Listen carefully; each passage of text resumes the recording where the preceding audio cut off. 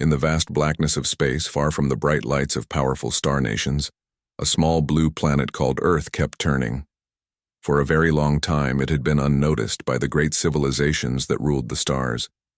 Humans lived on this planet. They were not telepathic like the Zilari, nor did they have ships made of living metal like the Virax.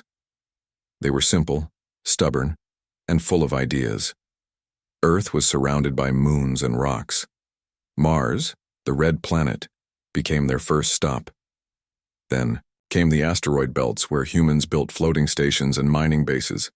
These places were cold, dangerous, and hard to live in, but humans went there anyway. They worked with tools, machines, and fire. Their tech was rough compared to the smooth, glowing ships of other species. But what humans lacked in polish, they made up for in speed and will. On one such station orbiting Ceres, a large rock in the asteroid belt, an engineer named David Ellis wiped sweat from his brow. His hands were covered in grease and his ears rang from hours of welding. "We're running low on copper," he said into his headset. A voice crackled back. "We'll get more tomorrow, keep pushing." David sighed and looked out the thick glass window. Outside, the stars blinked silently. He often wondered if anyone else was watching, but no one was. Not yet. Chapter 2. First Contact the Ship. Endeavour floated quietly near Proxima Centauri, the closest star to Earth. It wasn't big or fast, but it was tough. Built from old military frames and patched-up hulls, it was a symbol of human grit. Inside, Commander Lisa Harper sat at the main console. She was tall, with tired eyes and short hair. Her crew was small, only 12 people, but they were among the best minds Earth could offer. Their mission was simple: explore. But in truth, they were looking for something bigger, proof that they were not alone. Then they saw it. A silver ship drifted into view. It was sleek, silent, and beautiful. It moved like it was alive. The crew stared at the screen as the alien vessel circled them once, then twice. "They're scanning us," said Communications Officer Marcus Lee. "Can they understand our language?" asked Lisa. "No idea. Let's try." Lisa stood straight and spoke into the mic. "This is Commander Lisa Harper of the United Earth Exploration Vessel, Endeavour. We come in peace." There was silence. Then a voice replied, not in English but in perfect translation. "You are primitive. Your technology is weak. You do not belong here." Lisa didn't flinch. "We are explorers. We mean no harm." The alien ship paused. Then, without another word, it turned and vanished into space. "Well," said David Ellis, who had been listening from engineering. "That went okay?" No one laughed. They all knew what just happened.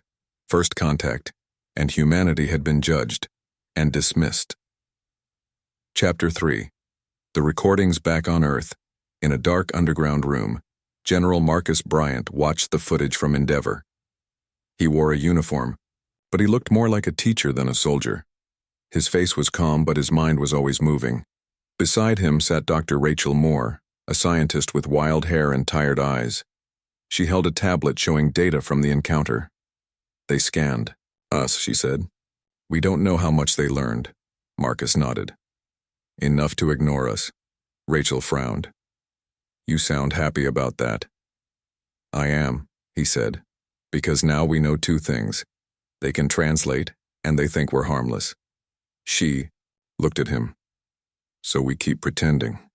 He smiled. "Exactly." Outside, the city buzzed with life. People walked, cars drove, and children played. None of them knew what had just happened. None of them knew that Earth had taken its first step into the stars, and that someone had seen. But down below, in hidden labs and secret factories, plans were already being made.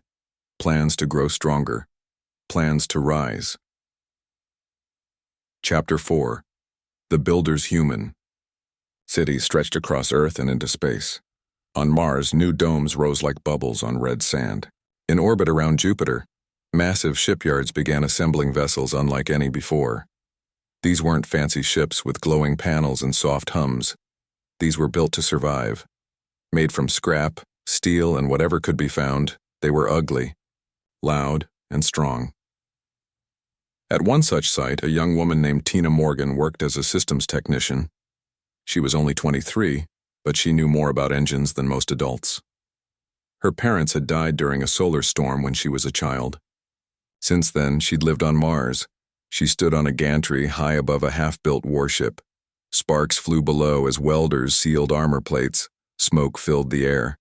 Machines roared. "Hey!" shouted a voice.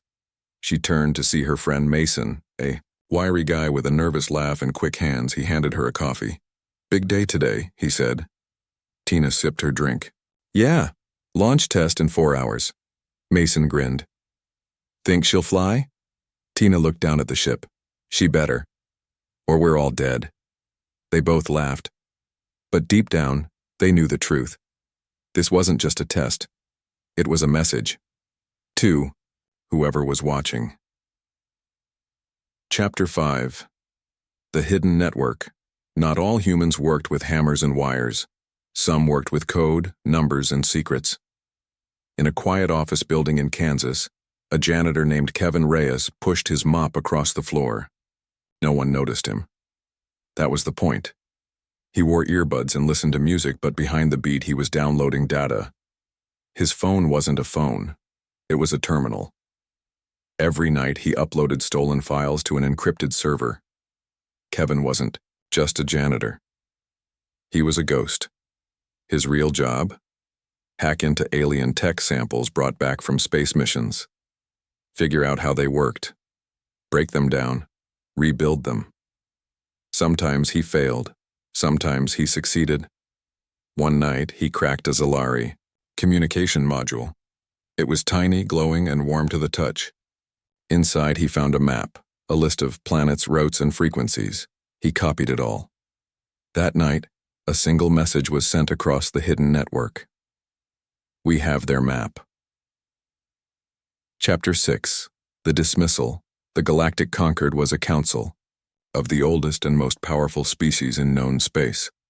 They met in a ring of crystal towers orbiting a dying sun. Among them was a Zalari diplomat named Kale Torin.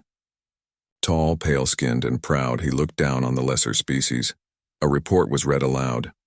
"A new species has made contact. They call themselves humans. They claim peaceful intentions." Kale Torin waved a hand. "Another primitive race. We've seen hundreds. They'll die out or stay small." "Should we monitor them?"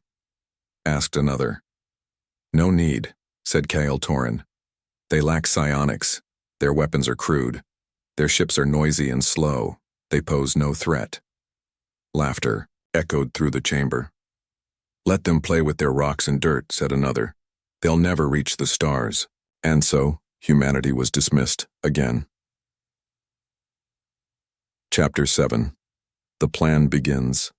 Back on Earth, General Marcus Bryant stood before a group of officers and scientists. "This is the moment," he said. "We've been invisible for too long. Now we must decide what to become." Dr. Rachel Moore stepped forward. "We have their tech. We have their maps. We can build faster than they can imagine. But we need more," said Marcus. "We need time." A younger officer raised his hand. "Sir, what if they realize what we're doing?" Marcus looked at him. "Then we'll be ready."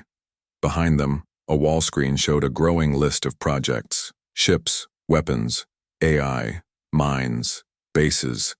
Every one of them was labeled Operation Rise. Chapter 8. Seeds of War. Years passed. Humans continued to spread outward. They built more ships, more stations, and more defenses. Each project was hidden under civilian names. Mining colonies were really weapon factories. Science labs were really hacking centers. Freighters carried more than cargo.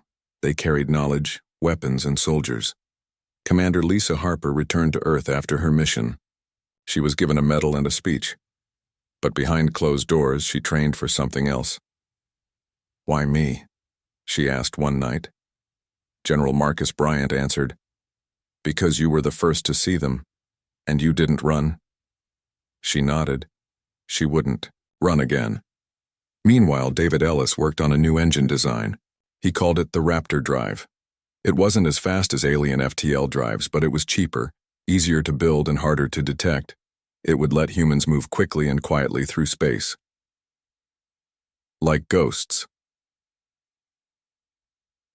Chapter 9. The Watchers Deep In. The void far beyond the edge of human space, a lone probe floated silently. It was Zilari-made, left behind to watch for danger. Its sensors picked up strange readings, new energy signatures, unusual radio bursts, and movement near Sol. The probe sent a signal home. It never got a reply. Because somewhere in the dark, a human drone found it first. With a quiet burst of plasma, the probe was erased from existence. No one noticed, except those who were watching, and they were getting ready. Chapter 10. The forgotten are remembered in a school on Earth. A history. Teacher pointed at a board. We used to be nothing, she said. We were ignored, laughed at, told we didn't matter. A student raised his hand. But now, the teacher smiled. Now we're rising. Outside, the sky was clear.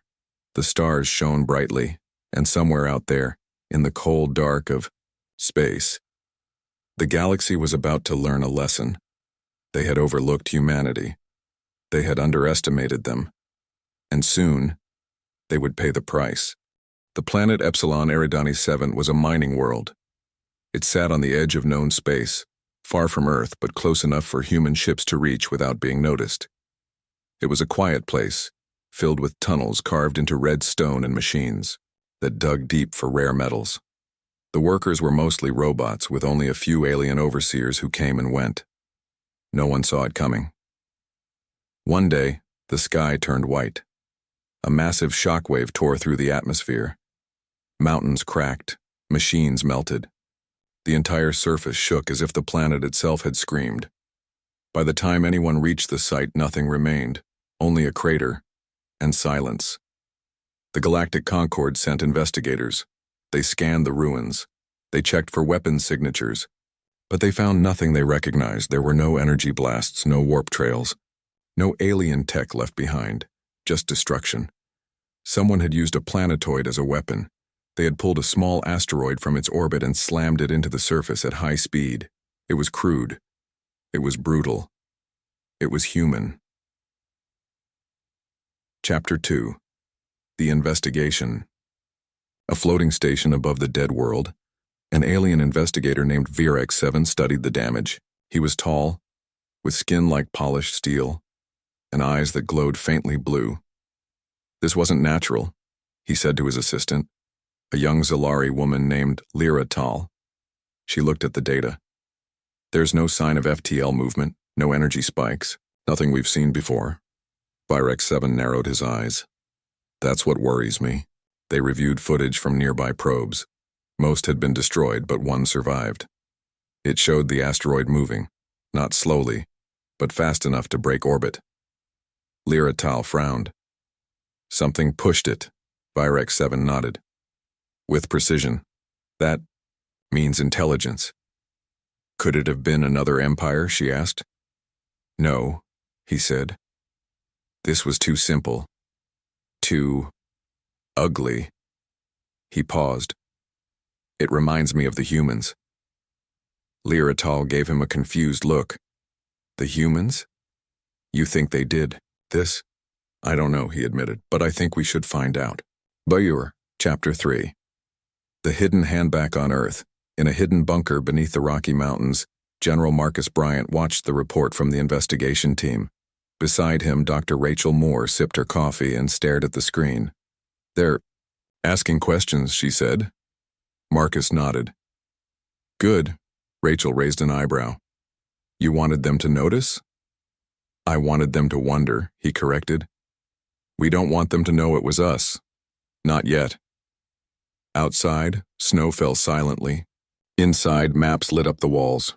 Red lines connected stars, planets, and systems. Every point marked a human presence. Not all were known to the galaxy. Some were secret. Some were traps. Rachel pointed at one. What about this one? Proxima Station? Marcus smiled. Let them find it. Let them see our peaceful research base. Rachel smirked. You love playing games. I love winning, he said. Behind them, a message blinked on a screen. Operation Rise. Phase 2 initiated. Chapter 4. First Envoys. The Galactic Concord called for answers. They sent diplomats to Earth. 3 ships arrived near Sol. They were sleek, glowing, and full of important people. The humans greeted them with smiles and handshakes. At a large meeting hall in Geneva, representatives from the Concord sat across from Earth's leaders. There were translators, cameras, and guards. The Zalari diplomat, Kale Torin, spoke first. We are here because of a recent attack on one of our colonies, he said. We suspect your species may be involved. Across the table, Ambassador Carol Reed, a soft-spoken woman with gray hair and sharp eyes, smiled politely. I'm sorry to hear about the attack, she said. I assure you, Earth has no interest in harming any other civilization. Kale Torin leaned forward. Then explain how a planetoid was moved with such precision. Carol shrugged. There are many forces in space. Perhaps it was natural, the Virex representative grunted. You expect us to believe that? Carol didn't flinch. I expect you to trust us until you have proof otherwise. Silence filled the room. Finally, Kale Torin stood. We will investigate further. Carol stood as well. Please do. And while you're here, feel free to tour our facilities. We have nothing to hide. As the aliens left, she turned to her aide. Make sure the real bases stay offline, she whispered. The aide nodded. Carol smiled. Let them look. Chapter 5. The real work far from the public eye, work continued. In orbit around Saturn, a shipyard built silent platforms disguised as mining stations. These platforms held weapons, sensors, and drones.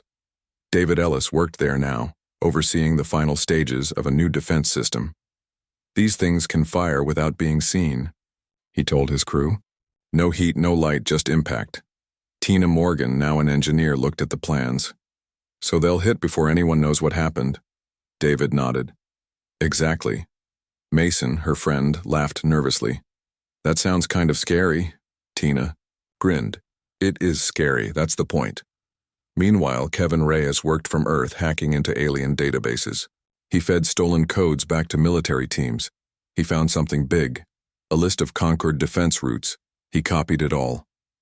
Then he sent a single message. We have their paths. Chapter 6. The quiet war commander Lisa Harper stood on the bridge of a new warship called Reckoner. It wasn't fancy.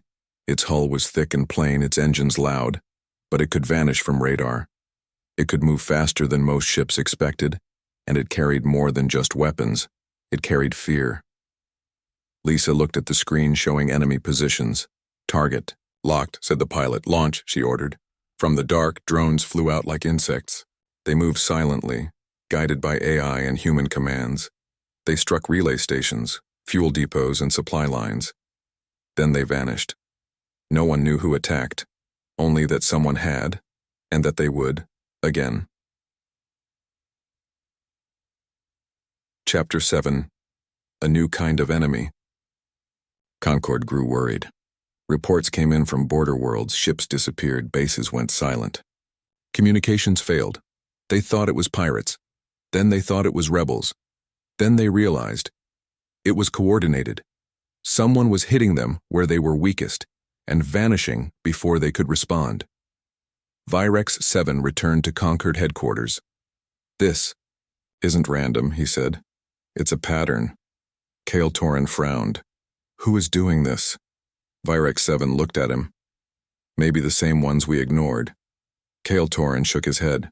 The humans? They're not even organized. They're not, Virex 7 agreed.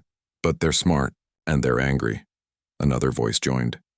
We should send a fleet to Earth. Virex 7 shook his head. No. That would provoke them. And doing nothing won't?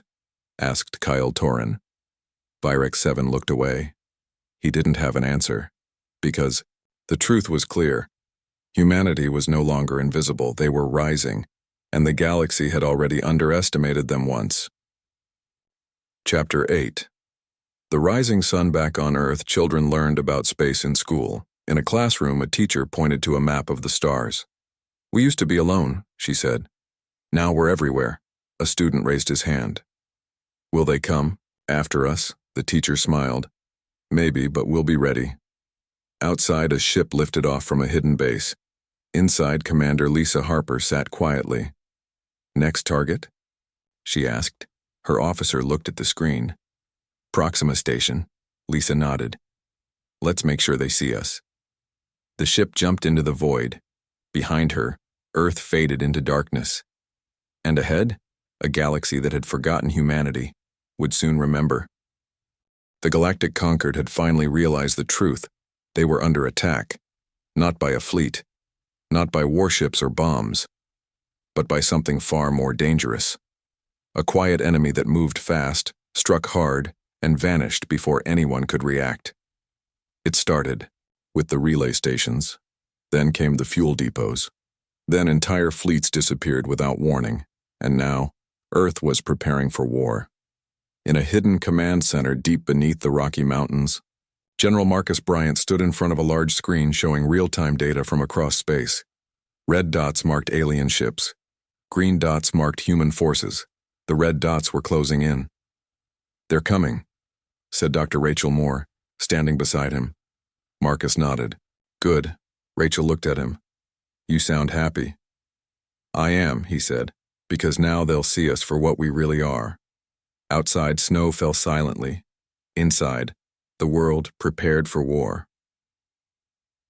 Chapter 2.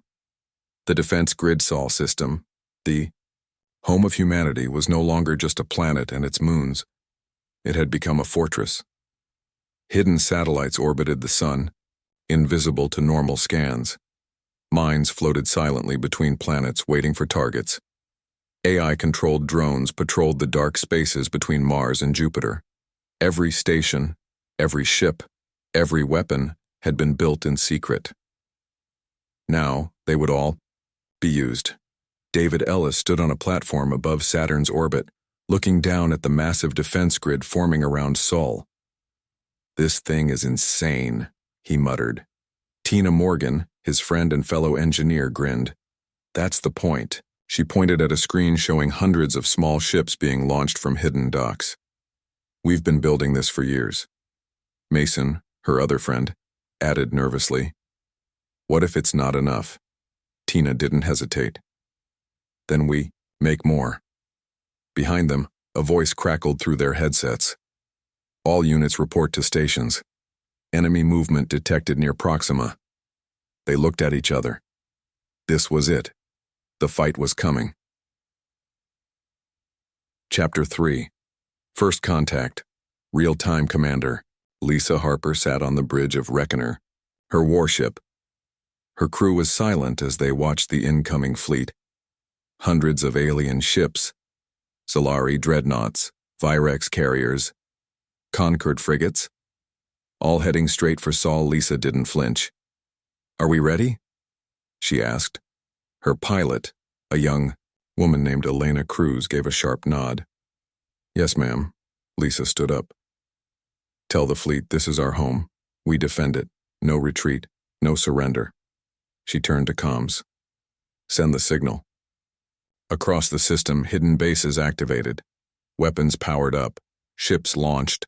And the first wave of the alien fleet entered Sol space. They never left. Chapter 4. The Trap. Springs. The aliens thought they were attacking a weak species. They were wrong. As soon as the first Solari ships crossed into the asteroid belt, the trap closed. EMP mines exploded silently, knocking out shields and sensors. Swarm drones flew out like insects, tearing through unprepared ships. Missiles launched from hidden platforms buried in asteroids. Entire wings of Virex fighters vanished in fireballs. Back on Earth, Kevin Reyes watched from his terminal. He wasn't a soldier, but he was a fighter. From his small room in Kansas, He hacked into enemy systems and fed false data to their commanders. One message kept repeating. Enemy. Fleet is ahead. When in reality the humans were behind them, surrounded, trapped, and dying. Chapter 5. Heroes in the shadows on Mars.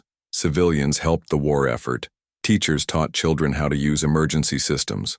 Farmers converted greenhouses into medical centers. Even kids played their part. Young Mason helped set up power lines to keep the defense grid running. His hands were cold, his fingers numb, but he worked hard. Tina ran past him, carrying tools and parts. "Keep those generators online," Mason nodded. "I will." Nearby, David Ellis climbed onto a broken transport ship. He was fixing the AI core so it could join the battle. "You sure this thing still flies?" he asked himself. "It better," replied an old mechanic beside him. "Or we're all dead." David smiled. "Then let's make it fly." Behind them, the sky lit up with explosions. The war had come to them, and they were ready. Chapter 6. The message back on Earth. General Marcus Bryant received a message from the Zalari. Kale Torin appeared on the screen. "We demand you stop this madness," he said. "Surrender now or be destroyed." Marcus didn't blink. He leaned forward and spoke clearly. "No." Kale Torin narrowed his eyes. "You don't understand. You cannot win." Marcus smiled. "Maybe not, but we don't care about winning." He paused. "We care about surviving." Behind him, Rachel Moore showed Kale Torin footage of the battlefield. Alien ships burning, human ships flying.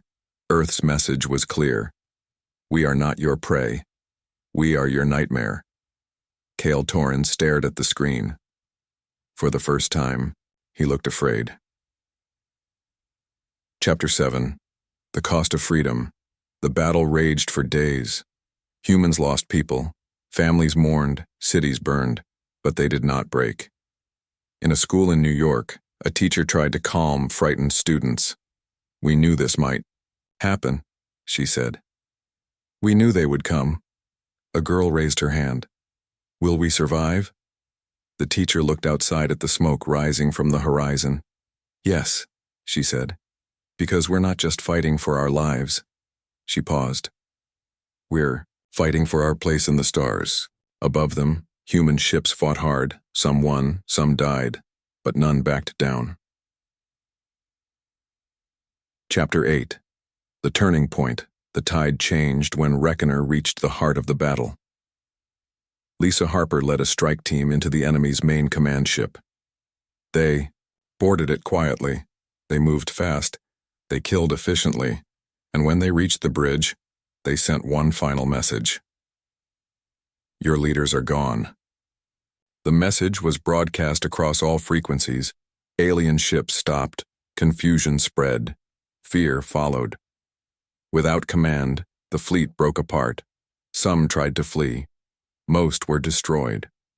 The humans had won the first major battle, and the galaxy finally understood. Humanity was not weak. Humanity was not primitive. Humanity was awake. Chapter 9. The Silence. After the storm, after the battle, silence returned. Smoke drifted over Earth cities. Wreckage floated in space. The once proud alien fleet was scattered. Survivors fled back to their worlds, and the galaxy listened. They listened to the stories, to the videos, to the warnings, and they heard one phrase repeated again and again. "Don't provoke us." Kevin Reyes sat alone in his room, reading reports from across the stars. Some species wanted peace. Others talked of revenge. But most were just scared. He typed a message and sent it across the network.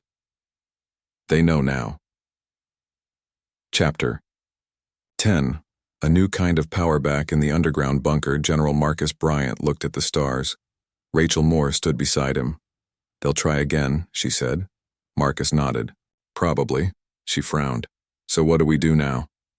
He looked at her. "We prepare." Rachel looked confused. For another war? For anything, he said. We're not just defending ourselves anymore. He turned to face her. We're making sure they never forget us. Outside, a new ship lifted off. Its mission was not to fight. Its mission was to watch, to gather, to learn, and to remind the galaxy. Humanity had risen, and we were here to stay. The battle around Seoul had ended. Humanity had won. But the war was not over. The galactic concord was broken. Some species fled, others begged for peace. But a few still held power, and they wanted revenge. They called themselves the Core Pact. Group of strong alien nations that refused to accept defeat. They met on a cold moon orbiting a dead star. Kyle Torrin stood among them. We were wrong, he said. We thought humans were weak, we were fools. Another leader, a Virex general named Rax-9, nodded. Then we must make them pay. Kyle Torrin looked at the others. We strike first. We destroy their bases. We show them what real power looks like. No one argued. The war would come to Earth again, and this time it would not be a warning. It would be a storm. Chapter 2. Silent Retribution. Back on Earth, General Marcus Bryant read the reports. Enemy fleets were forming. Weapons were being built. War was coming. He didn't flinch. Instead, he smiled. They think they're coming for us, he said to Dr. Rachel Moore. They don't realize we've already left. Rachel raised an eyebrow. You mean? Marcus nodded. Yes, the second phase starts now. Behind him, a screen lit up with new targets. Planets, stations, shipyards, all belonging to the Core Pact. Humanity was done defending. Now we were striking back. Chapter 3. Ghosts in the Dark Commander. Lisa Harper stood on the bridge of Reckoner, now upgraded and faster than ever. Her crew watched as they jumped through space. Their mission: hit hard, hit fast, disappear before anyone could react. They arrived near a Zalari mining world called Nereus 4. It was quiet, empty, perfect. Lisa gave the order. Dozens of drones dropped from hidden bays. They moved silently, guided by AI and human minds. They targeted key points, fuel lines, communication towers, reactor cores, boom, boom, boom. In under 10 minutes, the planet's ability to support war efforts was gone. As they vanished into the dark, a message was sent. This is only the beginning. Weather Chapter 4. The fear spreads across the galaxy, panic grew. Core Pact worlds reported strange attacks. Machines stopped working. Fuel supplies vanished. Leaders disappeared. No one knew who was doing it, only that it was human. On a floating city, above a gas giant, a Virex governor sat alone in his office. His comms went silent. Lights flickered. Then a voice came through. Governor Relic. He turned sharply. No one was there. The voice continued. You have supported the war against humanity. That ends today. Relic tried to run. Too late. His lights cut out, and when they came back on, he was gone. No body, no trace. Just fear. Chapter 5. Defectors. Not all aliens wanted war. Some saw the writing on the wall. A small group of Zalari scientists contacted Earth. They offered knowledge, technology, help. They were tired of dying for pride. General Marcus Bryant met them in secret, HFY. Want peace? He asked. One of them, a woman named Sirital, nodded. Yes, and we can help you stop the others. Rachel Moore studied her. Why should we trust you? Sirital looked at her. Because we know how the Core Pact thinks, and we know how to break them. Marcus leaned forward. Tell me everything. She did, and with every word, humanity gained another edge. Chapter 6. The War Machine. David Ellis worked on a new ship design. It wasn't just a fighter, it was a killer, made from stolen alien tech and rebuilt with human hands. It could move unseen. It could attack without warning. It could end a war in a single strike. Tina Morgan helped test it. She flew it through asteroid fields, she dodged enemy scans, she proved it worked. "This thing is scary," she said after landing. David grinned. "Good." Behind them, Mason watched in awe. "I wish I could do something," he said. Tina smiled. "You are. Every day you keep our systems running. Without people like you, none of this works." Mason nodded. He may not have been in a cockpit, but he was part of the fight. Chapter 7. The Message Heard. Across Stars, Commander Lisa Harper led a mission to a core-packed weapons station orbiting a black hole. It was heavily guarded, well defended, impossible to reach, except for Reckoner. Using stealth tech and stolen codes, they slipped inside. They planted bombs. They uploaded viruses. They left behind one final message. "You cannot hide from us." Then they vanished. Hours later, the station exploded. The shockwave knocked out nearby ships. The message spread across the galaxy. Fear followed. Even neutral planets began cutting ties with the core pact. They didn't want to be next. Chapter: HFY Breaking the Pact. The core pact started to fall apart. Solari leaders withdrew. Virex generals refused orders. Smaller species left the alliance. Kale Torin stood in front of the remaining leaders. "They are winning," he said. "Not through strength, through fear." Rax 9 growled. "Then we crush them harder." Kale Torin shook his head. "We cannot win this war. We never could." Silence filled the room. Finally, another voice spoke. "What if we offer peace?" Rax 9 turned sharply. "Peace? After what they've done?" The speaker, a Zalari diplomat, looked at him. "Or we die trying to kill them." More silence. Kale Torin finally spoke. "We must decide. Fight to the end, or live." No one answered. But deep down, they all knew. Humanity had already won. Chapter 9. The final strike general Marcus Bryant gave the order. Take Nereus Prime. It was the last major Zalari military base. Its destruction would end the war. Lisa Harper led the charge. With a fleet of ghost ships and AI drones, she attacked from all sides. Missiles rained from the sky. Ships burned. Bases crumbled. And when the EC dust settled, the Zalari surrendered. Nereus Prime was left intact but damaged, a symbol, a warning. Lisa stood on the surface, looking at the ruins. "This isn't about winning," she said to her crew. "It's about making sure they remember." Behind her, a message was broadcast across all frequencies. "We do not want your stars. We want your silence." Chapter 10. The end of the old order back on Earth. Children learned a new history. A teacher pointed at the stars. "We were once ignored," she said.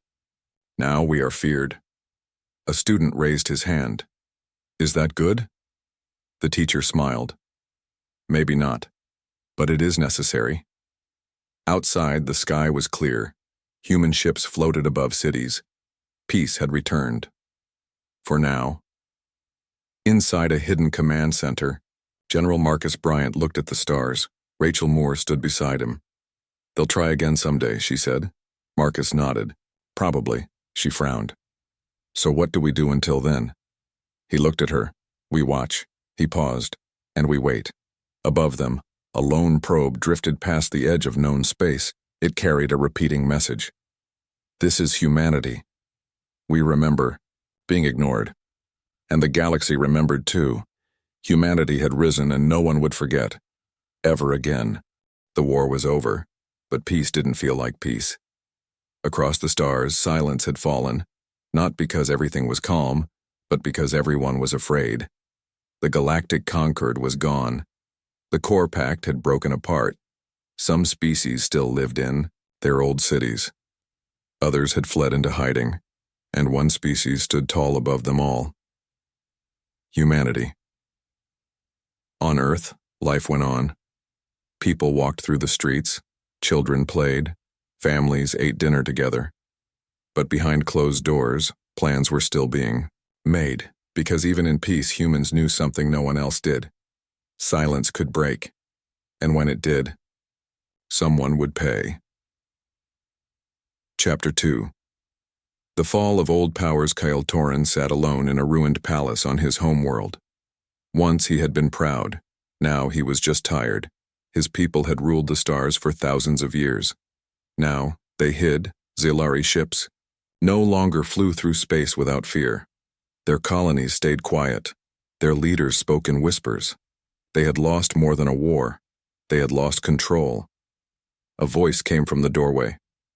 "You called for me." Kyle Torin looked up. It was Siratal, once a scientist, now a defector. He nodded. "Yes," she stepped forward. "What do you want?" He sighed. "To understand." Siratal raised an eyebrow. "Understand what?" "How we lost," he said. "How a species we ignored became our end." Siratal looked at him. "You thought they were weak. We were wrong." "No," she said. "You were blind."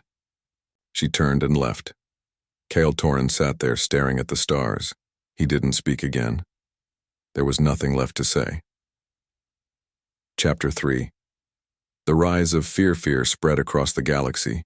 Even species that had never fought against humanity began to change. They stopped building near human space. They avoided old trade routes. They watched every move.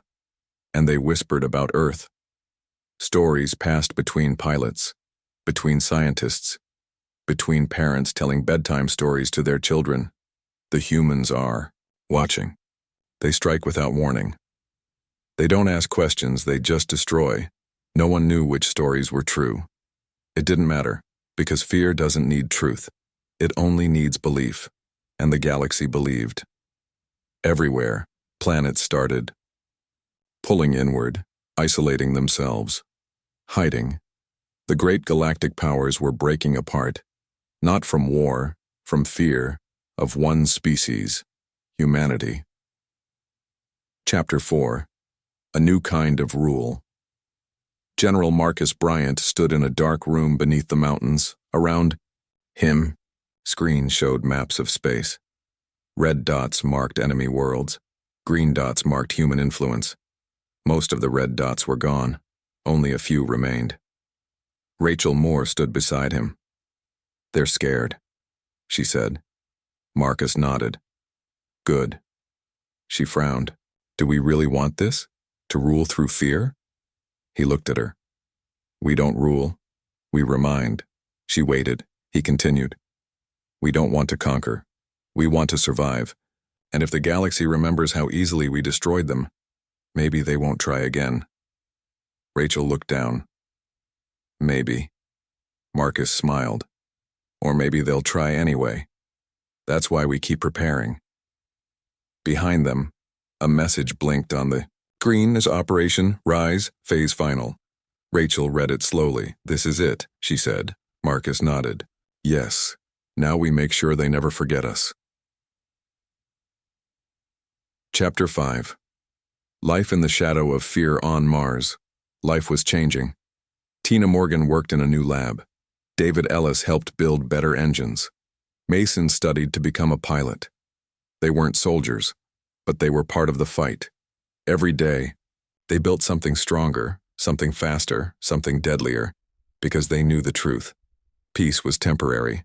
War was always waiting. One night, Tina sat with Mason outside a small cafe. Stars filled the sky. Mason looked up. "I wonder what they think of us out there," he said. Tina sipped her drink. "Probably scared." Mason frowned. "Shouldn't that bother us?" She looked at him. "It should. But it doesn't." Mason was quiet. Then he asked, "Do you think we did the right thing?" Tina didn't answer right away.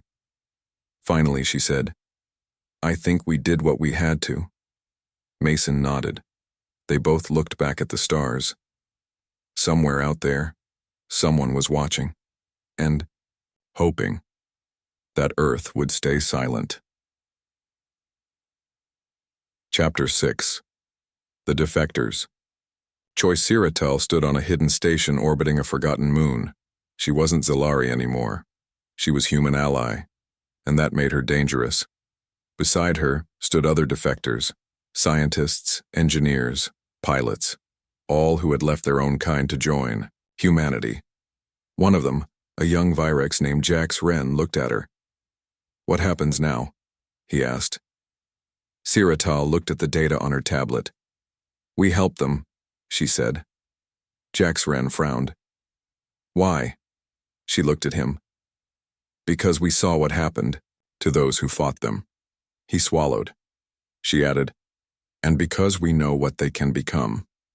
Behind them, a ship landed. Inside, human officers greeted them. They didn't ask where they came from. They only asked what they could do. And for the first time, Siratal felt something strange. Hope. Chapter 7. Ghosts Among the Stars Commander. Lisa Harper stood on the bridge of Reckoner. Her ship drifted silently through space. No lights, no signals, no sound. She watched as a distant planet rotated below. It was a core-packed world, still strong, still dangerous. But not for long. Lisa gave a single order: deploy. From the dark, drones dropped. They moved fast. They moved silent. They hit fuel lines, communication towers, weapon stations. Boom, boom, boom. No one saw them coming. No one knew who attacked. When the dust settled, the planet sent out a message. "We surrender." Lisa watched it appear on the screen. She didn't smile. She didn't cheer. She only said one thing: make sure they remember. And then, Reckoner vanished into the void, leaving only silence behind. Chapter 8. The Lessons of History Back on Earth. A teacher wrote on a blackboard. Students sat quietly. The lesson was history. The teacher pointed at the board. "This is our story," she said. A boy raised his hand. "Did we win?" The teacher smiled. "No," she said. "Winning isn't what matters." The boy looked confused. She continued. "We survived. And we made sure no one would ever ignore us again." Another student asked, "Was it worth it?" The teacher looked at the class. "Yes," she said. "Because we were once nothing, now we are feared." Outside, the sky was clear. Human ships floated above the city. Peace held, for now. But history remembered, and so did the stars. Chapter 9. The Watchers in the Dark-In. Deep space, far beyond known systems, a lone probe floated. It carried no weapons, no crew, just a message. It repeated endlessly. "This is humanity. We remember being ignored." It traveled past dying stars, past abandoned worlds, past places no one had seen in centuries, and wherever it went, it left a mark, a whisper, a warning. Somewhere, a young alien child asked his father, "Who are the humans?" The father looked at him, and for the first time in his life he hesitated. Then he said one word: "Don't." And that was enough, because in the galaxy, that was all anyone needed to say, to stop a war before it began. Chapter 10. The End of One Story, the Beginning of Another on Earth. General Marcus Bryant stood on a hill overlooking the ocean. The wind blew, the sun set. Rachel Moore joined him. "It's done," she said. Marcus nodded. "For now." She looked at him. "Do you think we'll have to do this again?" He smiled. "Probably." She sighed. "Then what was the point?" He looked at the sky. "To show them we will always be ready." She was quiet. Then she asked, "Will we ever be safe?" He shook his head. "No, but we'll always be strong." Behind them, a ship lifted off. Its mission, unknown. Its destination, far. Its purpose, simple: to watch, to learn, to remind. As it vanished into the stars, the last message of the day was sent across the network. Humanity remembers. Humanity watches. Humanity waits. And somewhere, in the cold dark of space, the galaxy listened and stayed silent. Forever.